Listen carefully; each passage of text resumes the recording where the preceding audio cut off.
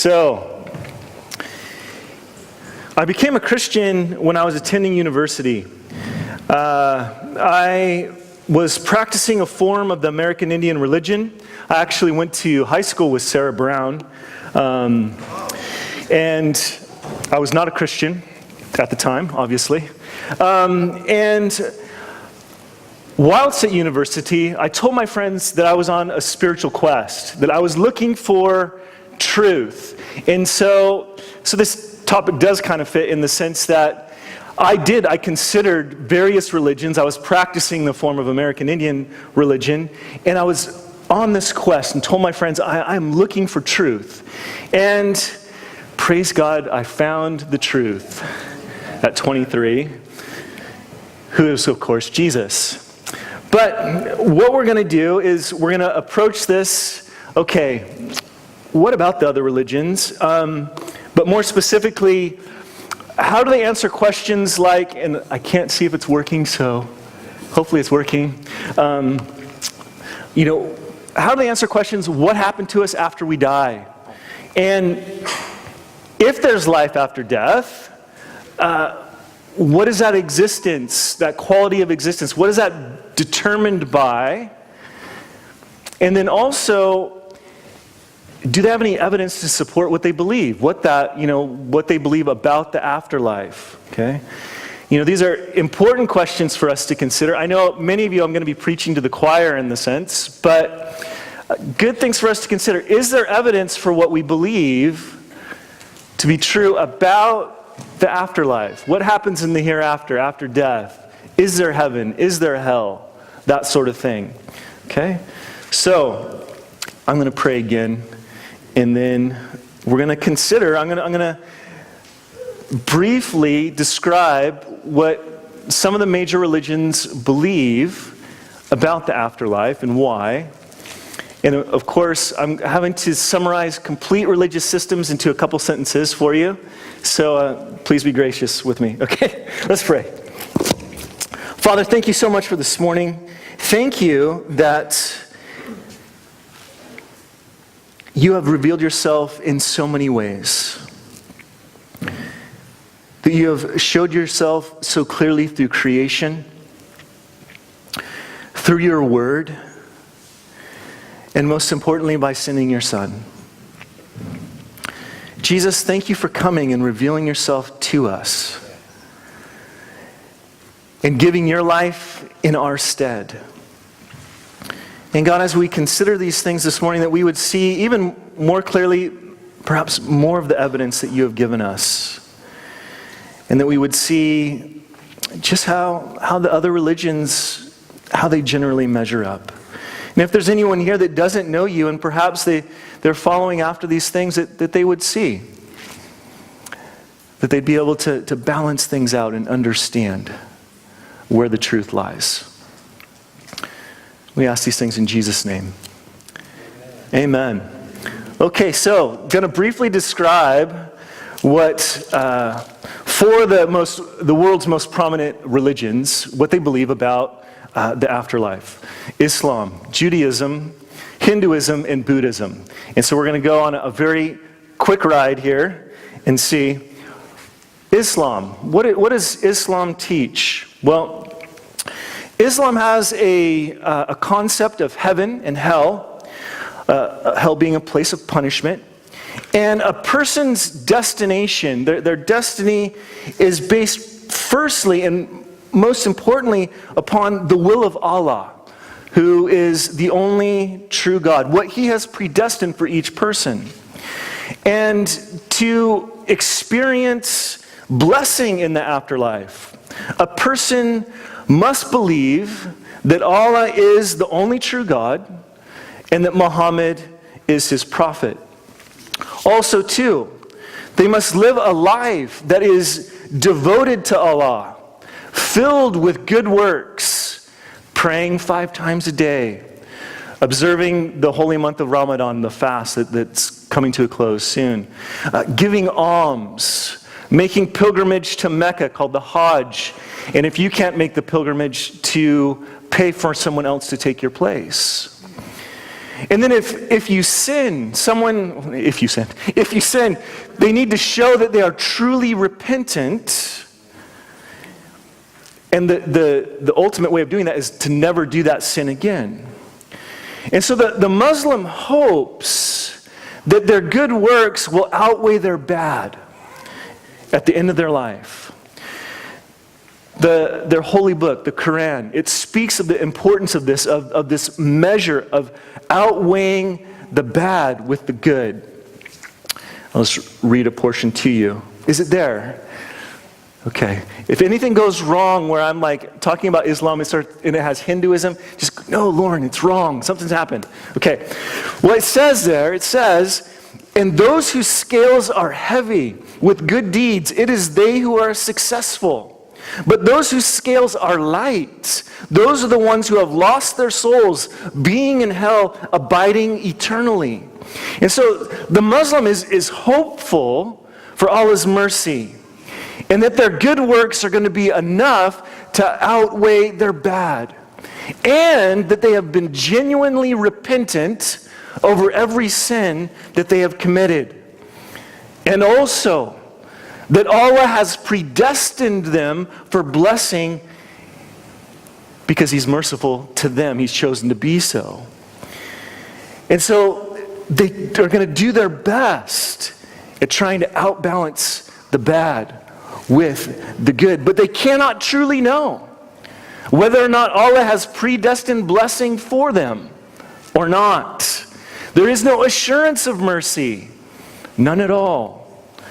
And so they're hoping that that's going to happen. What about Judaism? And I'm talking about modern Judaism.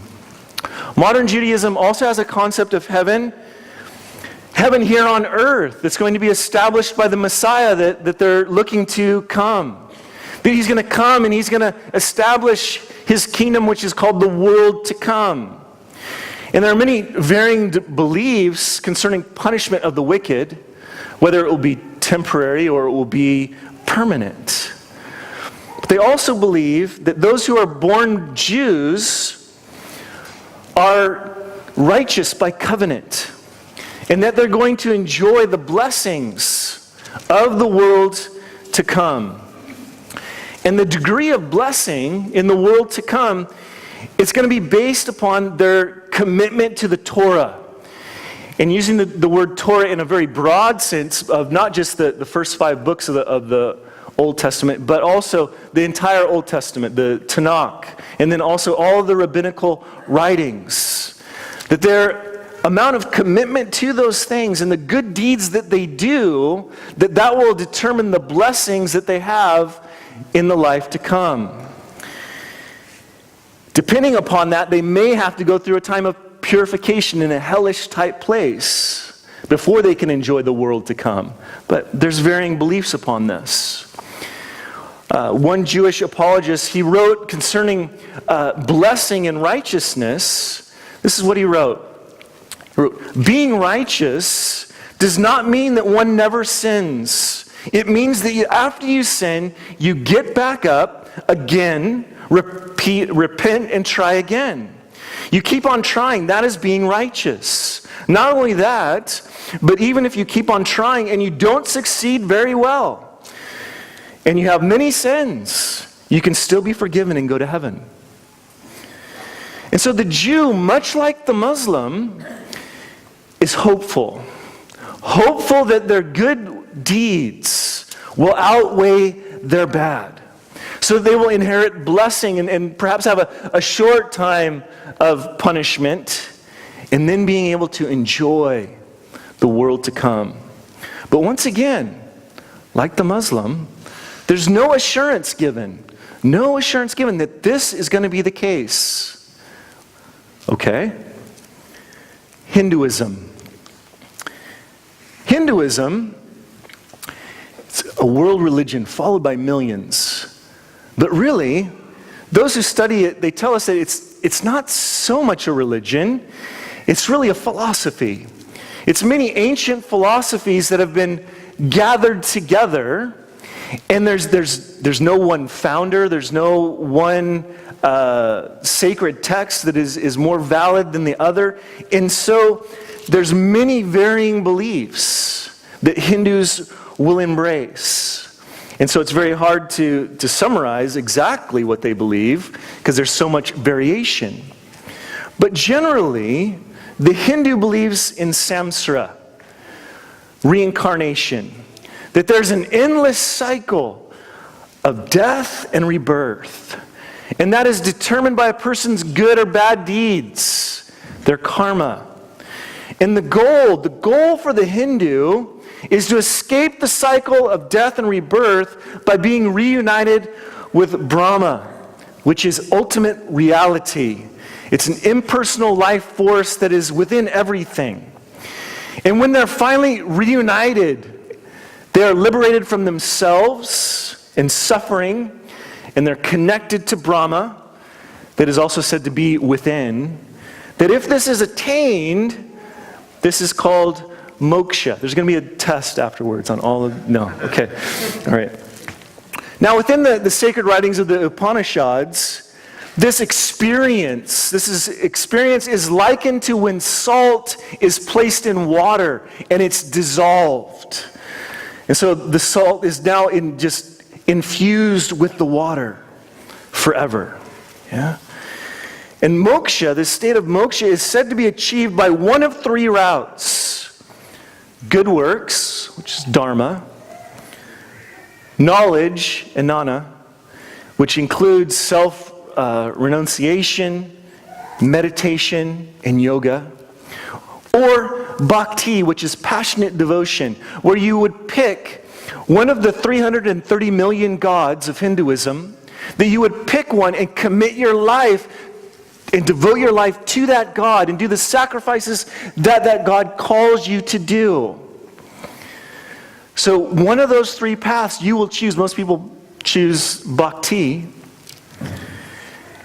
That if you do that, like the Muslim and like the Jew, the Hindu is hopeful that their good deeds are going to outweigh their bad through enough devotion and sacrifice, that hopefully they'll be able to at least attain a better reincarnation, a little less suffering, or perhaps, maybe, they will achieve moksha, where they will be delivered from suffering completely. But once again, the Hindu has no assurance of this, that this will take place. I have lovely Hindu friends, and they've shared with me very bluntly that they have no assurance that this will take place. They have no assurance about what awaits them after death. Whether their good will outweigh their bad. Whether or not reincarnation is even real. Does it exist? Let alone to achieve this state of moksha. Okay, last one, kind of. Buddhism. How does the Buddhist answer these questions? Well, Buddhism branched out from Hinduism under the teachings of Siddhartha Gautama around 560 BC. And he's called the Buddha. And Buddha taught that we are in this endless cycle of rebirth and death, comprised with suffering. He called it the wheel of life. It's another way of looking at reincarnation. And therefore, Buddha taught that the goal of this life is to escape that wheel of life and to reach a state of bliss called nirvana. Now, Buddha himself, he confessed that nirvana cannot be described. He basically said that you cannot even, he said, don't even spend your time trying. You can't, explain it until you experience it, he said. However, most Buddhists, they believe that when nirvana is reached, that the physical person ceases to exist, and merely the mind, or perhaps nothing at all, whatever that is united with bliss and peacefulness. This is how a Buddhist monk described nirvana. In nirvana, nothing exists. If there's some feeling, there is no nirvana. Still, it's not to say nirvana is nothing. There is something. There is peacefulness. That's the explanation. Buddha taught that the way to reach nirvana was to realize that what he called the middle way, to detach yourself from the desire of good health and wealth and physical comfort, and to suppress such cravings by following the Eightfold Path. Here it is. The Eightfold Path summarized as this: right living, right viewpoint, right speech, right behavior, right occupation for your caste, right effort, right mindfulness, and right meditation. So like the Hindu, the Buddhist is hopeful. They're hopeful that they will do enough good deeds, that they will sacrifice enough to gain a better reincarnation, or perhaps even attain nirvana itself, which is indescribable. But there's no assurance for this. There's no assurance. There's no tangible evidence that this will happen. Even the Buddha professed that he couldn't really tell you about nirvana. He couldn't do that. And so where's the evidence? What about Christianity? How does Christianity answer the question? Well, the answer to that question is centered in the person of Jesus of Nazareth, who both his early followers and he himself claimed was God incarnate. And they taught very clearly that there is life after death, that it awaits everyone. Heaven, a place of blessing, of being with God for eternity. Or hell, a place of eternal punishment under the wrath of God. And that a person's destination is based upon how they've responded to Jesus and what the disciples also taught. These things, how they respond to this. The teaching that all people have sinned against God's holiness and are therefore under judgment and separated from God relationally. That there's no good work or deeds that can be done to reverse this. To die in this state, Jesus said a person is condemned already, and that hell awaits. That's bad news. But Jesus also taught good news. That God is love. That God is gracious. And because God is gracious and because he is loving, that he provided the way to escape hell. That God himself came in the person of Jesus Christ. And Jesus lived a perfect and sinless life. And he gave that life upon the cross as a substitutionary sacrifice, as a payment, a perfect payment to cover the sins, to cover every evil deed. I know a lot of you know this, right? But aren't we thankful for this? And that if a person chooses to turn from their sin, ask Jesus for forgiveness of their sin, and place their trust, their faith in his finished, completed sacrifice upon the cross, that person will be forgiven. They'll be counted sinless, just as God is sinless, and therefore acceptable to God and lovingly embraced by him as his child. Gaining a personal relationship with him as God comes to dwell within via the Holy Spirit. Living within and also providing an inward personal assurance that when they die, heaven awaits. That it's not a I hope so, but it's an I know so. That when they pass, that God will graciously accept them upon Jesus' merits that they have trusted in, and not any of their own deeds, because all of our own deeds tainted by our sin. We need Him. All of the previous religions that I described, and I would say you can fit all the others in the same box, that their beliefs about what they teach about the afterlife, what are taught in their sacred writings, what are passed down from generation to generation, they have no external evidence of those things. Nothing to provide assurance. Not that much assurance is given anyway. And what they teach about the quality of one's existence after life, whether that's good or bad, they have nothing concrete to base those things on. Nothing at all. But is there any evidence? Is there any evidence for Christianity's position? And I share with you that this evidence, I was doing my degree in history, and so I approached Christianity from a very historical, analytical perspective, and this very evidence was the evidence that grabbed my heart. And I realized there is evidence. There is an answer.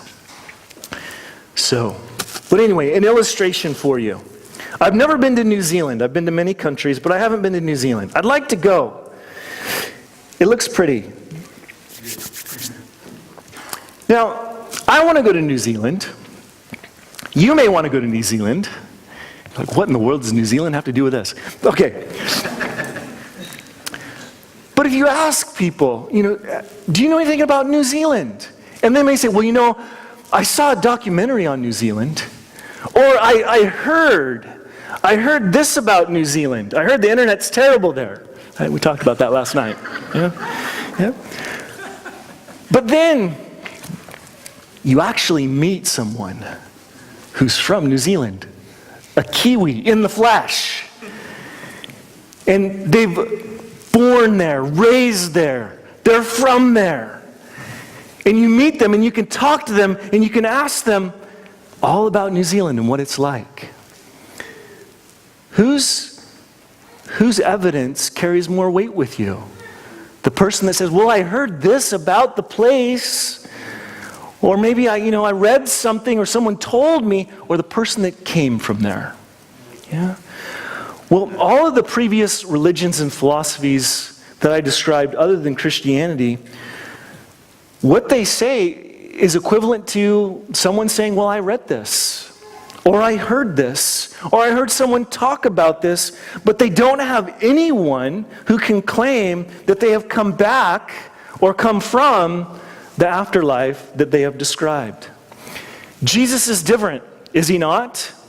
Because Jesus claimed that he actually resided there before, that he actually existed there before, because he is God. And that he came down from heaven, being born a human child. And he also declared that he would publicly die. Not just for, those people that have been on the operating table and, they were out for like 15 minutes or whatever, but that he would die and his body would begin to decay and that he would become alive again. That he would return from the dead. If this is true, I'm still going through puberty, my voice. If this is true, Jesus has the authority firsthand, like the person from New Zealand, to tell us exactly what the afterlife is like and what determines what happens to us when we go there. Is there any evidence for this? Well, I would argue, yes. That's why I'm here, right? There is.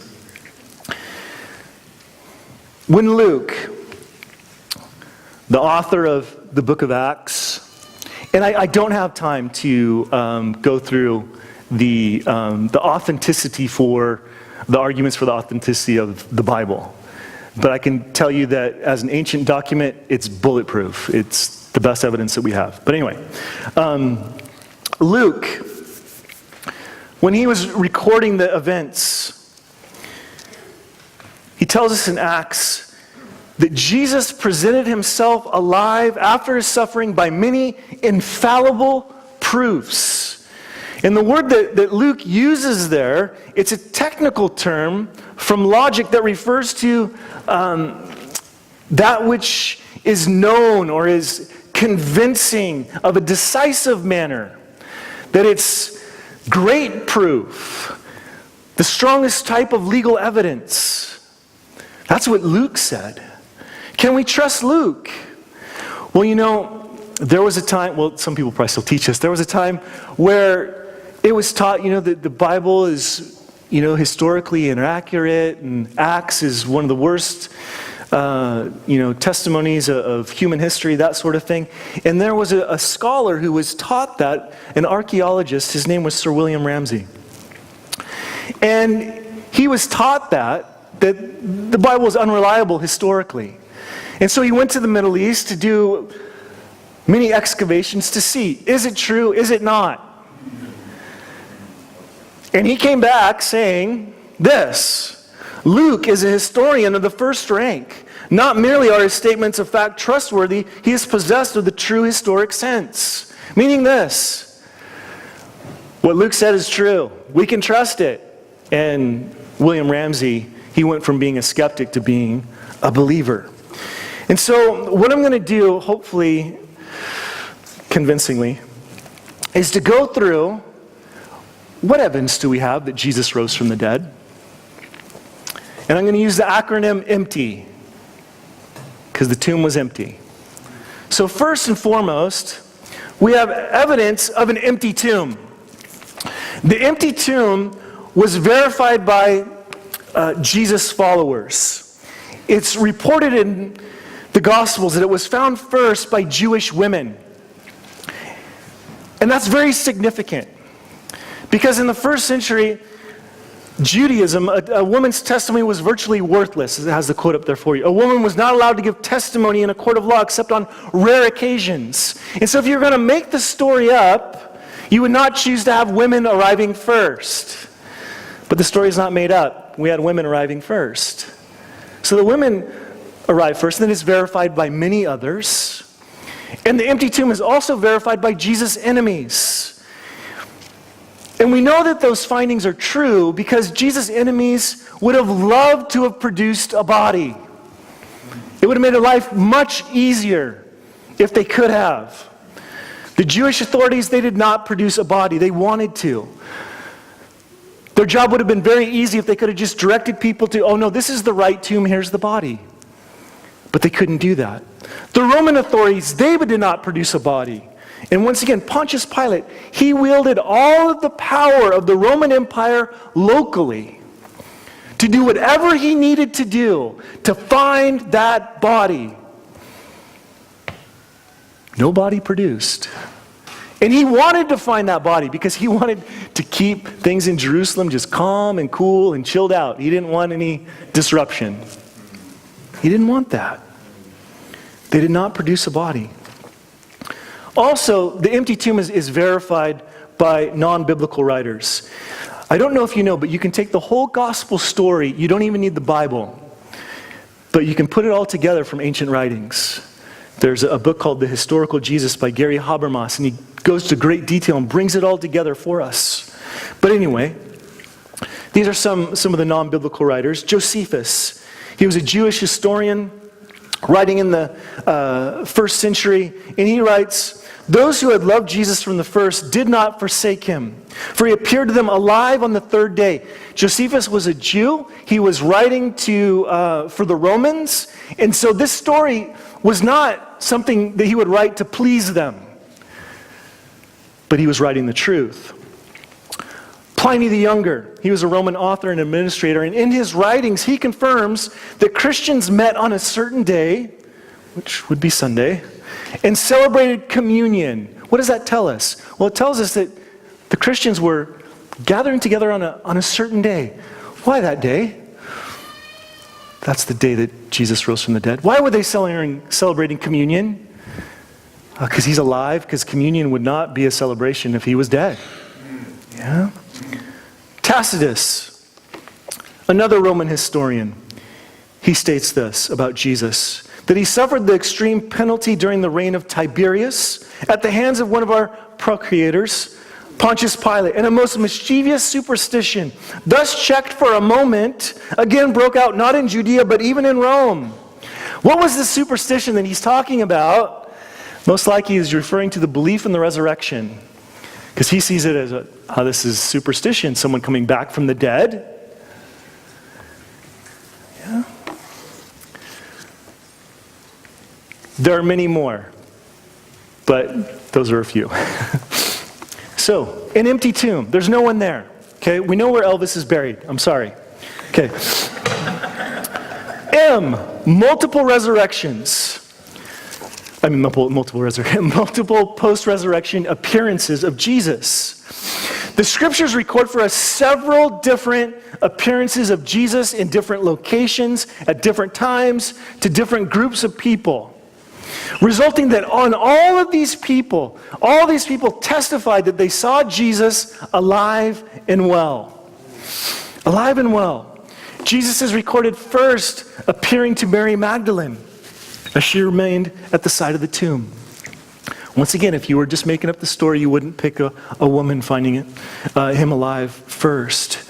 And then 2 disciples on the road to Emmaus, to Peter by himself, to the disciples minus Thomas, to the disciples including Thomas, a larger number of disciples gathered at Galilee. Then Paul writes about 500 believers at one time gathered together, seeing Jesus. And when he wrote that, he said, some of them are still alive. Basically, you can come and ask them if they've seen Jesus. Also, Jesus appeared to James, Jesus' half-brother, who was not a disciple until after this event. Saul of Tarsus, who would become the Apostle Paul, because he professes that he sees the risen Christ. And then lastly, by John himself.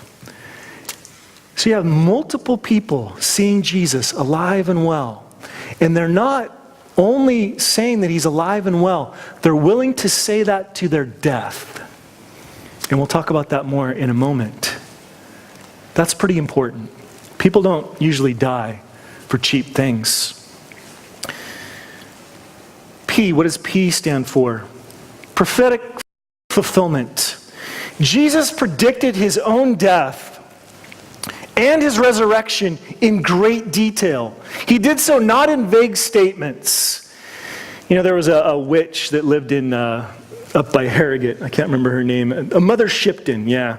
And I remember, at one time when I was pastoring in East Yorkshire, and someone popped through our letterbox, all of her prophecies, because I needed to know what Mother Shipton thought about things. And I read her prophecies, and they were greatly vague. Yes, a bad person will do a bad thing at some time. Okay, good. Thank you for that. Okay, but Jesus was very, very specific. Listen to what he said. Behold, we are going up to Jerusalem, and the Son of Man will be betrayed to the chief priests and to the scribes, and they will condemn him to death and deliver him to the Gentiles, and they will mock him and scourge him and spit on him and kill him, and the third day he will rise again. Pretty specific. Great detail. And we know that Jesus said these things before he died because those that crucified him remembered. Remember? That's why they set a guard at the tomb. This is what they said. Sir, to Pilate, we remember while he was still alive how that deceiver said, after 3 days, I will rise again. Therefore command that the tomb be made secure until the third day, lest his disciples come by night and steal him away and say to the people, he has risen from the dead. So the last deception will be worse than the first.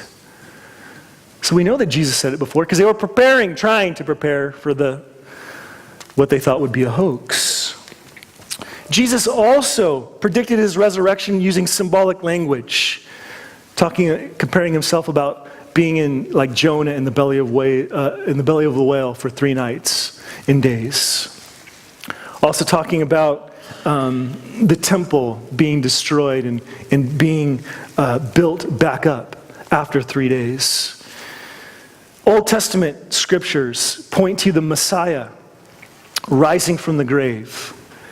We don't have time to read those to you, but Isaiah lays it out 700 years before Jesus is even born. And so prophecies are fulfilled. Ones that Jesus himself said. I can't tell you how I'm going to die. I don't know.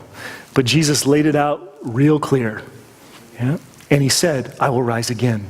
And he did so. And then T. What does T stand for? Transform lives of countless people. The disciples themselves, they went from fleeing from Jesus, running and hiding in a room, to being men who were willing to boldly stand before others and declare that they had seen Jesus risen from the dead. And they were willing to bank their lives on that statement. They were willing to do that. Yeah. That's a big question for us. Would you die for something that you knew was a lie? There are people who die for lies all the time, but they believe that they're true. But I'm saying, would you die for something that you knew wasn't true? Because the disciples would have known it wasn't true. And some of them lived for an extended period of time, and they never denied what they saw. Jesus alive and well. And how did they die? Well, it wasn't pretty. I can tell you that. Philip, he was scourged and crucified. James, the brother of Jesus, he was beheaded. Matthew was murdered. James the Less, he was beaten to death in Jerusalem at the age of 94. Andrew, Simon Peter's brother, he was crucified with cords. Simon Peter, tradition says he was crucified upside down after watching his wife being crucified before him. Jude Thaddeus, he was crucified. Bartholomew, he was beaten, crucified, and beheaded. Thomas, speared. Simon the Zealot, crucified. Would those men have gone to their deaths for a lie? I don't think so. And think of Saul. Saul of Tarsus, adamant Pharisee, willing to send Christians to their death because they're saying that Jesus is the Messiah. And then something happens. All of a sudden, this radical man becomes radical as a Christian, saying that he's seen Jesus alive and well, and he's willing to risk life and limb to be stoned. And you read his list of his sufferings. And then, of course, in the end, he was beheaded. And then James. James is specifically named as a brother or half-brother of Jesus. And we're told, John tells us that Jesus' brothers didn't believe in him. But once again, something changed. James changes because later in the New Testament, he's called an apostle. He says of himself that he's a bondservant of Jesus Christ. And he's eventually stoned to death, proclaiming that Jesus is alive. Jude, another half-brother of Jesus, who did not believe. Once again, he becomes a believer. Why? Something happened. What happened? He saw Jesus. How did he die? He was clubbed to death and axed. A gruesome death. Would they die for a lie? No. They wouldn't die for a lie. And then, how are we doing up there? Can we? 2. What's that? Yeah. Okay, yeah. So, these guys, scholars and skeptics, these men who were very close to the events, who could measure the evidence for themselves. These guys, they become Christians. They're convinced by the evidence. They can see it, and they confess that Jesus is alive, that Jesus has changed their lives. Ignatius of Antioch. There he is. Executed, being thrown to wild beasts. Justin Martyr, he's the guy that we get the term martyr from. Yeah? He obviously had a martyr's death. Tatian. And all these men, highly educated, philosophers, men schooled in rhetoric, lawyers. Yeah. Tatian, he was persecuted, his death's unknown. Tertullian, he was a trained lawyer. He was persecuted, he wasn't martyred. And then Cyprian, he was a teacher of rhetoric, and he was martyred by being beheaded. These guys transformed lives, dying for what they say, what they believe, Jesus rising from the dead. And then, of course, transformed lives of millions of people since then, including my own, including yours. Yeah. And then people who looked very closely at the evidence. They decided, no, Christianity is not true. I'm going to debunk it. Yeah. These guys, like Albert Henry Ross, writing under the pseudonym of Frank Morrison. His goal was to disprove Christianity. He looked at the evidence. He writes another book. Who moved the stone? He became a believer. Josh McDowell, he was an agnostic, used to mock Christians, did the same thing, considered the evidence, became a believer and a great defender of the faith. Another man, Lee Strobel, he is an investigative journalist. His wife became a Christian. It was driving him crazy that he became a Christian. And so I'm going to investigate Jesus like I'm going to investigate, the way I do my reporting. He became a Christian. J. Warner Wallace, a homicide detective, once again, considering the evidence, becoming a believer.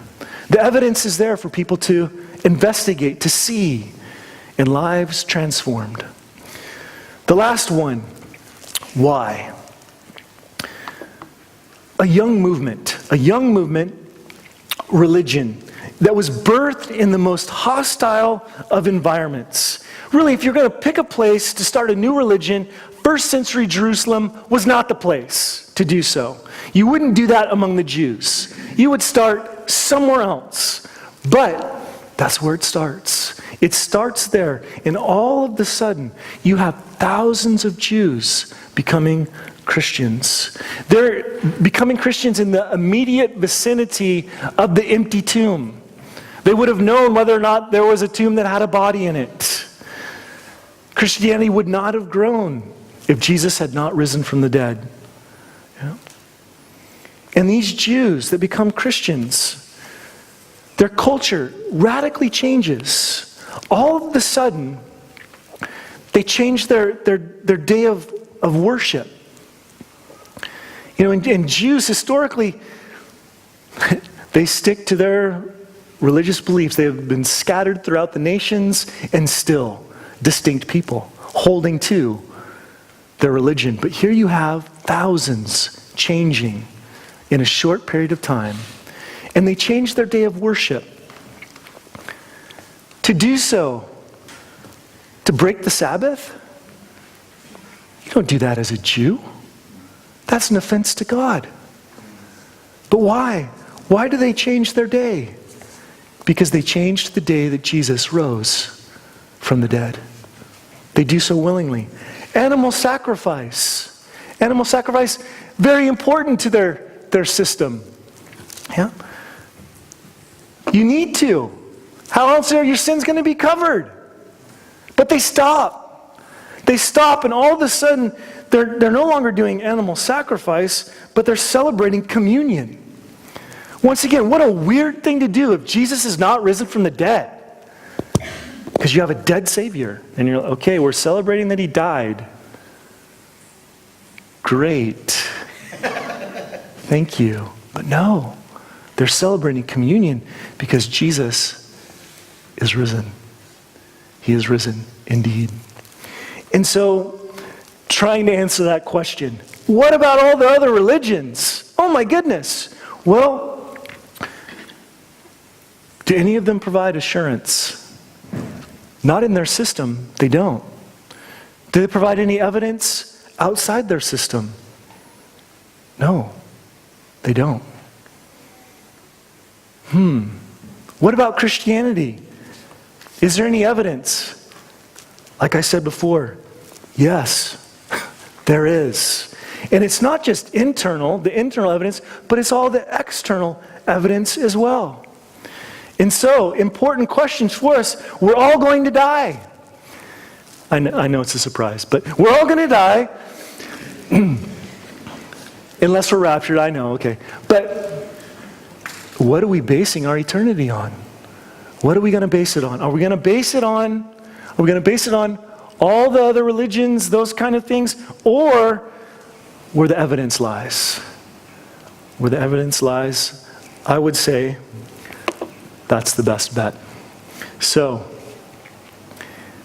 be encouraged, if you know Jesus this morning, that this is just a small portion of the evidence that, yes, I know we're saved by faith and we trust by faith, but God has not left it to where there's no evidence whatsoever. There's lots.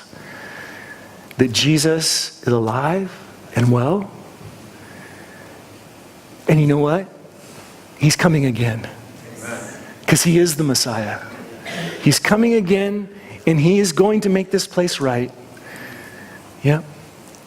Going to sort out all the wrong. And that if you and I, if we happen to perish before then, and we have made that transaction with him, accepted him as our Savior, we are forgiven. And we have assurance. It's not I hope so or vague. No. No, we have assurance that to be absent from the body is to be present with the Lord.